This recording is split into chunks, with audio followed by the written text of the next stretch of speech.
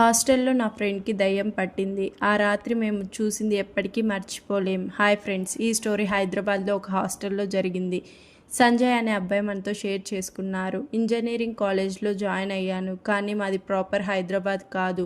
So హాస్టల్లో join అయ్యాను. నాకు చాలా మంచి ఫ్రెండ్స్ గ్రూప్ దొరికింది. మేము నలుగురం ఒకే రూమ్లో ఉండేవాళ్ళం. మా రూమ్లో రాహుల్ అనే ఫ్రెండ్ ఉండేవాడు. చాలా హ్యాపీగా ఫన్నీగా ఉండే పర్సన్.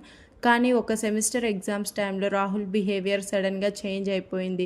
ముందులా నవ్వేవాడు కాదు, ఎవరితో ఎక్కువ మాట్లాడేవాడు కాదు. నైట్ టైంలో ఒక్కడే కూర్చొని ఏడ్చేవాడు.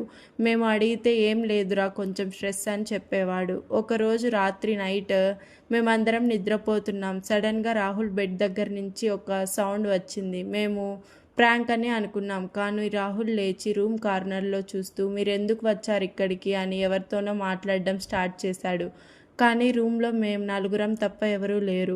రాహుల్ వాయిస్ కూడా మారిపోయింది. మేము భయపడి లైట్స్ ఆన్ చేశాము. అప్పుడు రాహుల్ మా వైపు చూసి నాకు ఈ రూమ్లో ఉండాలని అనిపించట్లేదు అని చెప్పి అన్కాన్షియస్ అయిపోయాడు.